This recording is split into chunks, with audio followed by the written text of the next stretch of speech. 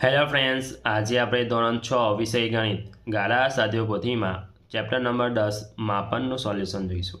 જો વિદ્યાર્થી મિત્રો હજુ સુધી આપણી ચેનલને સબસ્ક્રાઇબ ના કરી હોય તો કરી લેજો, બાજુમાં આવેલા બેલ આઇકન દબાવી દેજો જેથી આવનારા વિડીયો નોટિફિકેશન તમને મળતું રહે। ચાલો આપણે સોલ્યુશન જોઈ લઈએ। પ્રશ્ન નંબર 1 ખાલી જગ્યા છે, તો પહેલી ખાલી જગ્યા ભૌમિતિક આકૃતિની બધી જ બાજુઓનો માપનો સરવાળો એટલે આકૃતિ ખાલી જગ્યા, તો આવશે જવાબ પરિમિતિ। बीजू लंबचौरसनी परिमिति बराबर खाली जग्या, तो 2 कौंसमां लंबाई वत्ता पहोळाई।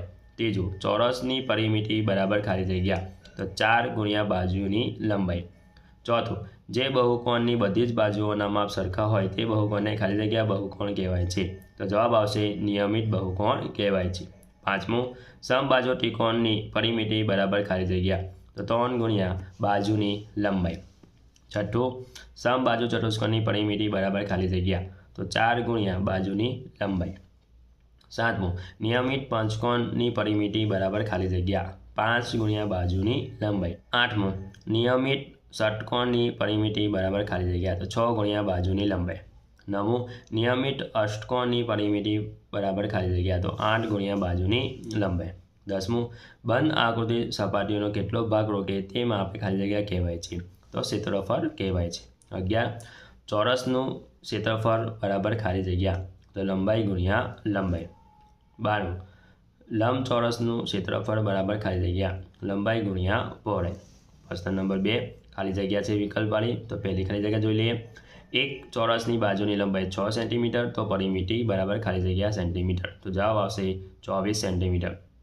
बीजू एक लंबचौरसनी लंबाई 5 सेंटीमीटर और पહોળાઈ 4 सेंटीमीटर, तो तेनी परिमिति बराबर खाली जग्या सेंटीमीटर, तो जवाब आवशे 18 सेंटीमीटर। तीजू एक बहुकोणनी बधी ज बाजुओना माप 4.5 सेंटीमीटर है, तो आ बहुकोणने खाली जग्या कहेवाय छे, तो नियमित कहेवाय छे। चौथुं एक समबाजु त्रिकोणनी एक बाजुनुं माप 10 सेंटीमीटर और तो आ त्रिकोणनी परिमिति बराबर खाली जग्या सेंटीमीटर, तो 30 सेंटीमीटर। पांचमुं एक समबाजु चतुष्कोणनी एक बाजुनुं माप 12 सेंटीमीटर है, तो आ चतुष्कोणनी परिमिति खाली जग्या सेंटीमीटर थाय, तो आवशे 48। छठ्ठुं एक नियमित पंचकोणनी एक बाजुनुं माप 6 सेंटीमीटर है, तो आ पंचकोणनी परिमिति खाली जग्या सेंटीमीटर थाय, तो 30 सेंटीमीटर थाय। सातमुं एक नियमित षटकोणनी एक बाजुनुं माप 8 सेंटीमीटर है, तो आ षटकोणनी परिमिति खाली जग्या सेंटीमीटर थाय, तो जवाब आवशे 48। आठमું एक नियमित अष्टकोणनी एक बाजुनुं माप 5 सेंटीमीटर है, तो आ अष्टकोणनी परिमिति खाली जग्या सेंटीमीटर थाय, तो जवाब आवशे 40 सेंटीमीटर थाय। नवमुं एक चौरसनी एक बाजुनुं माप 8 सेंटीमीटर, तो आ चौरसनी क्षेत्रफळ खाली जग्या चौरस सेंटीमीटर थाय, तो जवाब आवशे 64। 10મી खाली जग्या एक लंबचौरसनी लंबाई 10 सेंटीमीटर और पહોળાઈ 6 सेंटीमीटर है, तो आ लंबचौरसનું क्षेत्रफळ खाली जग्या चौरस सेंटीमीटर थाय, तो जवाब आवशे 60। तीजू विकल्प है, तो पहला विकल्प में जवाब आवशे डी, बीजा में आवशे सी, तीजा में आवशे बी, चौथा में आवशे ए, पांचमा में आवशे डी, छठ्ठा में आवशे सी, सातमा में आवशे बी, आठमा में आवशे ए, नवमा में आवशे डी, 10मा में आवशे ए। प्रश्न नंबर 4 खरा के खोटा लखो, तो पहलू खोटू, बीजू खोटू, तीजू खरू, चौथुं खोटू, पांचमું खोटू, छठ्ठું खोटू, सातमुं खरू, आठमुं खरू, नवमुं खरू, 10મું खोटू। प्रश्न नंबर 5 चौरसनी गणतरी करी तेनी आकृतिना क्षेत्रफळ शोधो। विद्यार्थी मित्रों 1, 2 અને 3 अहींया आकृति आपेली है, एना आधारे आपणे क्षेत्रफळ शोधवानुं छे। तो पहला चित्रनी अंदर थशे एटले त्रिकोण आपेलुं छे, तो आखा खाना है पहला आकृतिमां 30, अर्धा खाना है 12 थशे एटले 12 भाग्या 2 एटले थशे 6, तो क्षेत्रफळ आवशे 36 चौरस सेंटीमीटर। बीजी आकृति अंदर आखा खाना है 14, अर्धा खाना है 4 भाग्या 2 थशे एटले 2 आवशे, तो क्षेत्रफळ थशे 16 चौरस सेंटीमीटर।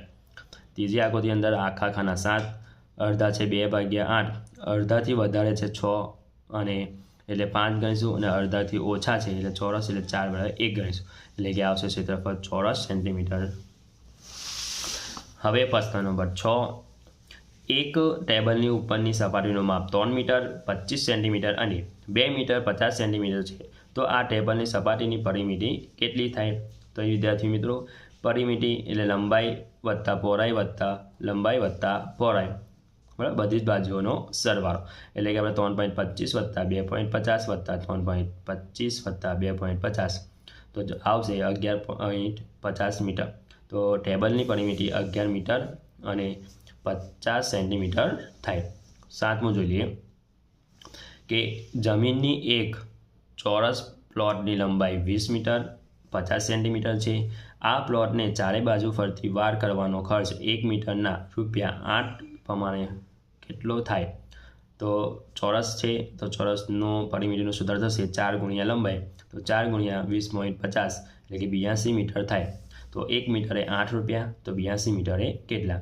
તો 82 ગુણ્યા 8 એટલે ₹656 થાય. એટલે વાર કરવાનો ખર્ચ ₹656 થાય. 8મું, જમીનના એક લંબચોરસની પ્લોટની લંબાઈ 24 મીટર 25 સેન્ટીમીટર અને પહોળાઈ 18 મીટર અને 25 સેન્ટીમીટર છે. તો આ પ્લોટને ફરતે તાર બાંધવાનો ખર્ચ ₹1 મીટરના ₹12 પ્રમાણે કેટલો થાય? તો લંબચોરસની પરિમિતિ બરાબર લંબાઈ વત્તા પહોળાઈ વત્તા લંબાઈ વત્તા પહોળાઈ એટલે કે 24.25 વત્તા 18.25 વત્તા 24.25 વત્તા 18.25 તો આવશે 85 મીટર આવશે. તો 1 મીટરના ₹12 તો 85 મીટરના કેટલા? 85 ગુણ્યા 12 કરશું તો 1020 આવશે. એટલે કે તાર બાંધવાનો ખર્ચ ₹1020 થાય. 9મું, એક ત્રિકોણાકાર ખેતરની એક બાજુનું માપ 18 મીટર 25 સેન્ટીમીટર અને બીજી બાજુનું માપ 23 મીટર 75 સેન્ટીમીટર છે. તો આ ખેતરની પરિમિતિ 78 મીટર 25 સેન્ટીમીટર છે. તો ખેતરની ત્રીજી બાજુનું માપ શોધો. તો અહીંયા ખેતરની પરિમિતિ બરાબર ત્રણેય બાજુઓનો માપનો સરવાળો. તો પરિમિતિ આપણને આવે છે 78.25 તો 28.50 વત્તા 23.75 ત્રીજી બાજુનો આપણે એક્સ ધાર લીધા. તો હવે એક્સની કિંમત શોધી દો. તો આપણે બેનો સરવાળો કરતા એટલે 52 આવશે. 52 આ બાજુ આવશે એટલે કે માઇનસમાં આવી જશે. 78.25માંથી 52 જશે એટલે 26.25 આવશે. તો એક્સની કિંમત થશે 26.25. તો ત્રીજી બાજુમાં માપ થશે 26.25 મીટર એટલે કે 26 મીટર 25 સેન્ટીમીટર થાય. 10મું, ગુસા 52 મીટર 25 સેન્ટીમીટર લંબાઈને એક ચોરસ બગીચા ફરે ચાલી. ભવ્યા 52 મીટર 50 સેન્ટીમીટર લંબાઈ અને 34 મીટર 50 સેન્ટીમીટર પહોળાઈના બગીચાના ફરતે ચાલી. તો કોણ કેટલું વધારે ચાલી? તો પહેલાં આપણે અહીંયા ચોરસ છે તો ચોરસની બધી બાજુઓનો માપનો સરવાળો સરખો જ થાય. એટલે ચોરસની પરિમિતિ શોધી લઈએ. 4 ગુણ્યા લંબાઈ, તો 4 ગુણ્યા લંબાઈ કેટલી આપેલી છે? 42.50 તો 170 મીટર થાય. હવે ભવ્યાનું જોઈ લઈએ. લંબચોરસ છે તો લંબચોરસની બધી પરિમિતિનો સરવાળો લંબાઈ વત્તા પહોળાઈ વત્તા લંબાઈ વત્તા પહોળાઈ થાય. હવે આપણે લંબાઈ અને પહોળાઈ મૂકી દીધા એટલે કે 52.50 વત્તા 34.50 વત્તા 52.50 વત્તા 34.50 સરવાળો 174 મીટર થાય. તો હવે અંતર 174 ઓછા 170 એટલે 4 મીટર. તો ભવ્યા વધુ ચાલી હશે. કેટલા મીટર? 4 મીટર વધુ ચાલી. હવે 11મું જોઈ લઈએ. 50 મીટર લંબાઈ ધરાવતા લંબચોરસ બાગનું ક્ષેત્રફળ 1500 ચોરસ મીટર છે. તો આ બાગની પહોળાઈ શોધો. તો ક્ષેત્રફળ આપણને આપી દીધું છે. લંબચોરસનું ક્ષેત્રફળનું સૂત્ર શું થાય? લંબાઈ ગુણ્યા પહોળાઈ. ક્ષેત્રફળ આપણને 1500 આપી દીધું છે. લંબાઈ છે 50, પહોળાઈ આપણે એક્સ ધાર લીધા. તો આપણે ગુણાકારનો સંબંધ એટલે છેદમાં જશે. સાદુરૂપ આપતા તો 30 આવશે. તો એક્સ બરાબર 30 મીટર થશે. તો બાગની પહોળાઈ થશે 30 મીટર છે. હવે 12મું, ઓરડાના ભોંયતળિયાની લંબાઈ 60 મીટર અને પહોળાઈ 6 મીટર છે. આ ભોંયતળિયે 3 મીટર લંબાઈની એક ચોરસ શેતરંજી પાથરી છે. શેતરંજી પાથરિયા સિવાય ભાગનું ક્ષેત્રફળ શોધો. તો હવે અહીંયા લંબચોરસ છે, ભોંયતળિયાનું ક્ષેત્રફળ એટલે શેતરંજી પાથર્યા સિવાયનું ક્ષેત્રફળ બરાબર ભોંયતળિયાનું ક્ષેત્રફળ ઓછા શેતરંજીનું ક્ષેત્રફળ. તે લંબાઈ ગુણ્યા પહોળાઈ એટલે 7 ગુણ્યા 6, શેતરંજી એટલે 3 ગુણ્યા 3 એટલે ચોરસ છે. તે 42 ઓછા 9 એટલે 33 ચોરસ સેન્ટીમીટર આવે.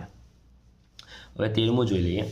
8 મીટર લંબાઈ અને 6 મીટર પહોળાઈના એક ઓરડાના ભોંયતળિયે 25 સેન્ટીમીટર લંબાઈની ચોરસ ટાઇલ્સ લગાવવાની છે. તો આ ટાઇલ્સ જોઈશે. કેટલી ટાઇલ્સ જોઈશે જોવાનું એટલે કે ઓરડાનું ક્ષેત્રફળ લંબાઈ ગુણ્યા પહોળાઈ એટલે 8 ગુણ્યા 6 એટલે 48 ચોરસ મીટર. હવે આપણે ચોરસ મીટરને સેન્ટીમીટરમાં ફેરવતા તો 48 ગુણ્યા 10,000 કરીશું તો 48 લાખ ચોરસ સેન્ટીમીટર થઈ જશે. હવે ચોરસની ટાઇલ્સનું ક્ષેત્રફળ લંબાઈ ગુણ્યા લંબાઈ 25 ગુણ્યા 25 એટલે આવશે 625 ચોરસ સેન્ટીમીટર. ટાઇલ્સની સંખ્યા 4,80,000/625 તો સર ભાગાકાર કરતા તો 768 ટાઇલ્સ જોઈશે. હવે 14મું જોઈએ.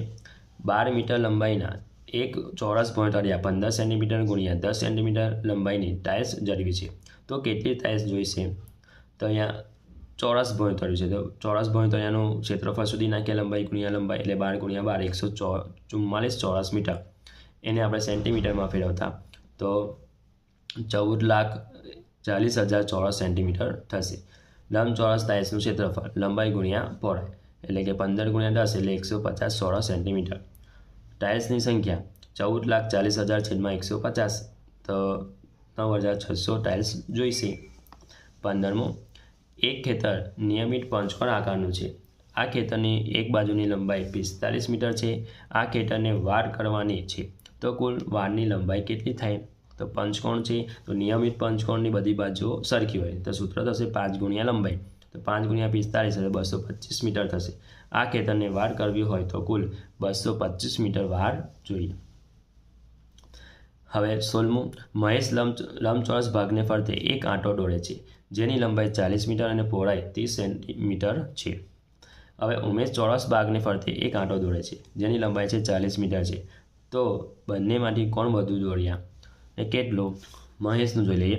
એ લંબચોરસને તો પરિમિતિનું સૂત્ર મૂકી દીધા તો આવશે 140 મીટર આવશે.